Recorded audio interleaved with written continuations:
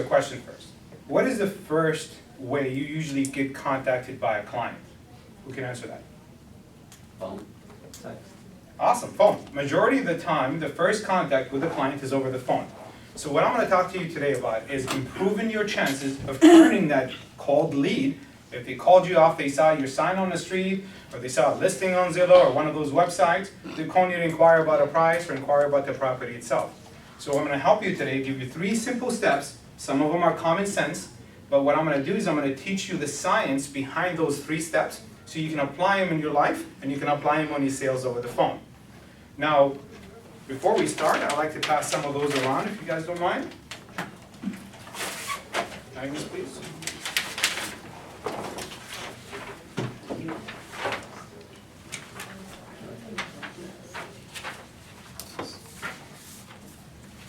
And please feel free to participate with me because this is, I want to make sure that you guys understand the concept and what we're trying to accomplish. So I call this process the PIP process, P-I-B. And we're going to start with the first one, which is the P, which is to prepare the client. Now let's actually do a demonstration over the phone. When you get a phone call from a client, most of the time, they're calling you about a property. Usually it'll be, hey, I saw your house listed on this so-and-so street. Can you tell me what's the price of that house? Is it still on the market? Unfortunately, majority of the realtors, and that was a mistake I used to do in the past myself, yeah, it's listed for $399, and yeah, it's still on the market. Would you want to come and see it? Let's set up a showing. That's usually how the conversation goes. Now, how serious is that client that's calling us about this? Are they pre-qualified or not? Are they ready to move forward right now? Are they do they have a realtor already? A lot of these things are unknown to us, and if we don't know the answers to those, we're not going to be able to cement that customer and turn it from a cold lead, just general information, to hopefully a client that we can gain for life and obviously get their families and be with us for the rest of their lives, because that's our goal. Not just get that one transaction out of them. You want to keep that relationship so their kids and the grandkids still work with you. That's our goal from this. So let's start with number 1. Phase 1 of the process of the P, it's prepare, to prepare the client. What I want you to do, I know it's a little bit difficult sometimes if somebody's calling you and you're excited about this lead, usually you just want to answer the questions and give them whatever they want. But I want you to take a deep breath first and actually prepare the client. You know what? I really appreciate you for calling me today. Thanks for taking the time to ask about this property. It's a great property. I'm going to take about 5 minutes of your time and I'm going to be able to answer all your questions so you can make an educated decision. How's that sound?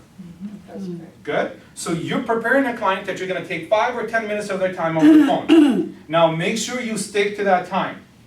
Obviously you want to respect people's time as much as you want them to respect yours. You don't want them to just waste your time driving around and showing them houses all days. In my early years when I was a realtor, I wasted a lot of gas because I did not know how to prepare the client and I did not know how to ask for a commitment. Step 2 out of the preparation. Ask for a commitment. You have to. Is that okay? Is 5 minutes okay if I can take 5 minutes of your time? Ask him whatever. Who can give me an example of a close-ended question? Close-ended question. Close-ended? Something to answer with a Yes or no? Yes or no question. Can you guys give me some examples? Don't be Are shy. you Do hungry? you have a house? Yes, I'm always hungry, just the record. Do you have a house? Yes, that's a close-ended question. Now, how are we going to ask that question pertaining getting a commitment from them to stay with us on the phone for 5 or 10 minutes? How do we ask that? I gave you guys some examples here. Would that be okay? That's a yes or no question. It's as simple as that. Would that be okay? Another one. 5 minutes is all what I need. How's that sound? Believe it or not, that's a close-ended question because that ends with a yes or a no. Either or, you want to hear that first yes from the client. Why is that important? From what I'm hearing from you guys, from Sarah and Vincent here, we want to make sure that we want to be that $500,000 realtor and $1 million realtor income a year. And that starts with you setting up your priorities. Figure out which ones you want to waste more time on and which one you want to spend more time on. So if this is a warm lead, guess what? This is going to jump to the top of my priority. And how are you going to find that out? If you ask for a commitment and you got an answer of a yes. So if you notice, if the answer is yes, we'll move into the next phase. And we're going to talk about that for a second. But what if they said, no, I don't have 5 minutes right now? What do we do? Earlier time. Is that Okay. And it's a convenient Yeah. time for me to call you back. Perfect. So what we're gonna do is we're gonna refer back to out of the preparation, step 1 and 2, which is set up the expectation and then ask for a commitment. Do you guys see that on the bottom of the page, on the first column? If the answer is no, repeat step 1 and 2, which is first, prepare the client. Great, you know what? I want you to know that this is gonna take about 10 to 15 minutes. I understand you don't have the time right now, but when would you have 10 minutes of your time so I can talk to you, so I can help you out? That's you preparing them for a future phone call. Now the second line, that's something I didn't do myself personally for the longest time. Do not tell your client when you're gonna call them. Or do not ask them what's the best time to call you. What I want you to do is agree with them on a time and a date. This is a mutual relationship. You don't work for them, and they have to work with you. Because they want to get the house of their dreams, and you want to spend your time with them to get them to their house of their dreams. So it has to be a mutual relationship so you guys can work with each other and set that expectation in the beginning of the phone call. I completely understand you don't have the time right now. What will be the best time for you? Because I need about 15 minutes of your time. You know what? Wednesday. Let me check my schedule. It seems like I have an appointment at 10 o'clock in the morning. Would that work? You're agreeing on a day and time. Do not let them dictate, because what happens most of the time? Yeah, I'm only available on Friday at 6 p.m. And you're there, you're prepared, you're ready to go meet them, and you get a phone call 5 minutes prior. I'm sorry, I just got home. I don't have the time. Can I reschedule? How often that happens? Many times. Agree on the date of time. I want you to keep in mind the whole purpose of this example, of this exercise, is to help us to turn those cold phone calls into a warm relationship so we can turn them into clients for the rest of our careers. Phase 2. I call it the initiation. With the initiation step, we change from closed-ended questions, yes and no questions, to open-ended questions. Can anybody tell me why? Perfect, spot on. I want them to tell me more. I don't want to be the one that's talking. By the way, I do like to talk and hear my own voice. But guess what? At this phase, stop. Open-ended questions, and let them tell you what they're really trying to accomplish. When we do the finance industry, and I'll teach my loan officers how to do the pre-quals, I tell them, don't tell them, okay, here's what we can do, an FHA or conventional, 3.5%. No. What are you looking to accomplish out of this transaction? What would you like to see happen?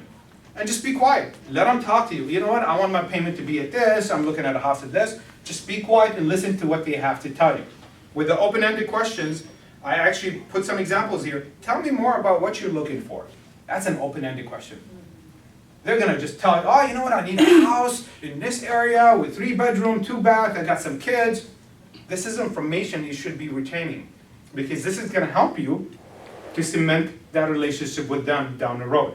Listen to that. So when you initiate the process of open-ended questions, make sure you're actually paying attention to what they're saying so you can use that down the road.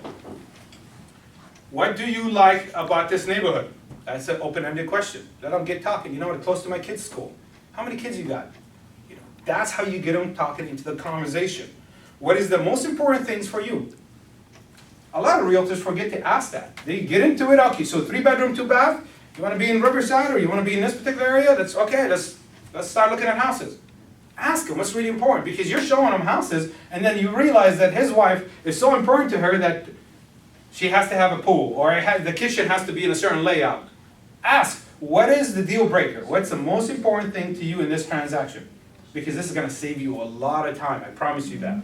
And it's also going to build a solid relationship, because now it's an understanding. It's a mutual understanding between you and your client, so you can keep that person in your life for the rest of your career. I keep repeating that, because as a realtor, the reason I was successful as a realtor is because I kept my relationships.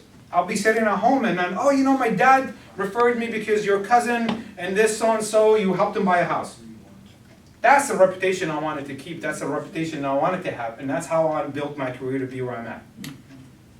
Now, before we move to the step 3, call to action. This is the time where you actually give them a game plan. This is what we're going to do next. We're going to meet at this particular day. We're going to discuss more about what you need, and hopefully we'll be able to do some showings, then I can set up some showings for you of the houses. Or if you're not pre-qualified, I need you to talk to your loan officer and give me a pre-qualification letter, and I need proof of assets. Here's whatever is the plan to action, this is the time to do it, not the end of the conversation. Unfortunately, a lot of people, before they hang up the phone call, the last thing is, okay, so make sure to be there at that particular time and we're gonna go look at the houses. What I want you to pay attention to is that should not be the last thing that you say to your client over the phone, especially over the phone. Remember, we're still talking to individuals that we haven't seen their faces. We don't know their face gestures, we don't know if they're enjoying this conversation, if they're not enjoying this conversation in the first place. So I'm gonna give you an example. I'm gonna try to sell you this pen, okay? So this is a really nice pen. It's very light. I believe it's $2.99, the price of this. I have a stylus in the beginning here in the front. The ink doesn't run off the paper, and my favorite part is the grips here on the handles, so my hand does not slide.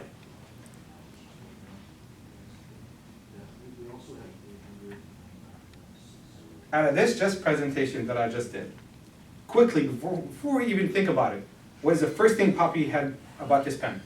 The color. No, I didn't say anything about the color. The grip. The grip. What else? Grip. The stylus. But hold on, but did everybody remember the grip first? Why is that?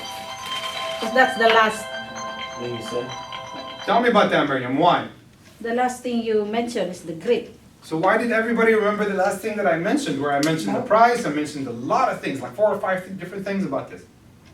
That's human nature. Absolutely right. You know what, as smart as I am, I used to say I have the best memory ever. We only remember 10% of the conversation, and majority of the time, it's the last 5 minutes of whatever you and I talked about. Forget about everything else we talked about. I'm gonna remember the last 5 minutes of our conversation. Now remember, this conversation is happening what? Over what? Over the phone. We still don't see them face to face. So it's important to make sure they remember not the house, not the pre-qualification, not the price of the house, not the neighborhood of the house, not the school district of the house. What do you think is the most important thing that they should remember when you end your conversation? Don't be cheating, I see you cheating. Should remember us. Spot on. I want them to remember me. Yes. Not the house, not the neighborhood, not the price of the house. I want them to remember me. My name. My name, John Kheir. And how are we gonna do that? My name is Sarah Quinones, and I'll be happy to, I look forward to meeting you. Perfect. You remember in the beginning I said there's this called the PIB process, P-I-B. The first P stands for preparing the clients, which you set up the expectation. The I stands for initiation, and this is the actual conversation where you as a realtor go into the questions of the house, the type, the neighborhood, the price, what are you looking for, what you need. That's where you go with that. The last step of my PIB process is the benefit. And the benefit should be something about you. Why should I work with you? What makes you special? Each and every one of you. I'll give you examples. This is one thing I used to say when I get off the phone with my clients. You know, despite that I know all of you are great realtors, I'm gonna be the best realtor you ever worked with. Because I'm gonna take care of you to the best of my ability, and on top of that, I'm actually an expert in the area that you're looking for because I've been working in these neighborhoods for about 5 years, and I know that territory that you're looking to buy a house. I'm the expert. I used words as, I'm your expert, I'm the one that's gonna take care of you. This is the last thing they're gonna remember. They're gonna go to their wives, their husbands, and they're gonna say, oh, you know what? John is an expert in that area. That's the only thing they're gonna remember after the entire conversation. Not about that we talked about the house, if they're pre-qualified, you know, what they're looking for. They're gonna remember me, the expert, who's actually familiar with that area. Or you can say, you know what, I've been in this industry for 15 years, there's not a challenge that I can't solve. I will find you your dream home. Make sure that the last thing that comes out of your mouth over the phone, and even face to face, is something about you personally. What makes you a special agent? Why are you the best agent out there that I should work with? Why would I work with Vincent versus Sarah? Make sure I remember that. Make sure I understand why you're the best. And each and every one of us has fantastic qualities. Don't forget that. But I once also told you earlier, in the initiation phase 2, I asked you to pay attention when they tell you what they're looking for. Because I want you to tie whatever they told you in phase 2 with the benefit. You mentioned to me that it's important to have a family-friendly neighborhood. Guess what? I know the school district. I have a cousin who lives 2 streets down. These are the things that I want you to tie back. I sold the family a house down that road, and they've been enjoying it, and they've been telling me great reviews about this neighborhood. Whatever it is, tie back whatever you heard from them in phase 2 with the benefit, but do not mention house, do not mention the price, or the location you and I are gonna meet, and when we're gonna talk next. Make sure it's about me. About me, that's that most important part, because that's the relationship they're building. They're not building a relationship with the house, they're building a relationship with you. Because if anything happens in the transaction, they're gonna come to you. And you want them to do so. You wanna be in control of your client. Because unfortunately, I go to a lot of real estate offices, and the clients do leave realtors because they didn't feel confident or comfortable with their realtor. So I want you not to waste your time, and do that in the beginning of every conversation. Every time you meet them, remember the 3 steps. Prepare them. You know, this is gonna be, you know, this is what we're gonna do, this is what it requires to get this process done. That's how you prepare them. Ask for the commitment through the preparation. Would that be okay with you? Are you ready to move forward? These are closed-ended questions with a commitment in them. Initiation. Ask them open-ended questions. Why? What's the most important to you? What are you looking for? What's the best thing that you would like to accomplish at this time of your life? Whatever the question is, open-ended questions, draw them in. Have them tell you more. Because guess what? You might find out that they have a brother who's getting married. They might need a house in 6 months. Well, that's awesome. You put that on your list as well. But pay attention to that part. And when you end your conversation, it always, always has to end with a benefit about me. Not my property, not my price, not my company. Most of the time, people didn't even remember the company that I worked for. They remember John Kheir. And I switched several different real estate offices. They remember John Kheir. It doesn't matter who I worked for, they remembered me. And that's the bottom line. That's what we want to accomplish. If you want to be that $1 million realtor, you better start building these relationships, these solid relationships now, because within 5 years, you won't have to be going and generating lead and knocking doors. If you built your solid connections now, business will be coming to you. How's that sound? Sounds great. Was that helpful? Absolutely great. So, I appreciate that. I appreciate that. I want you guys to actually use that as an exercise. Now, I know you got some leads in the past where you worked with them, maybe showed them a house, and then they disappeared on you, and you haven't heard from them, or they're not serious yet to move forward. I want you to give them a call after this today, if you get a chance. Call some of your prospects that you had in your pipeline, and use this 3-step process.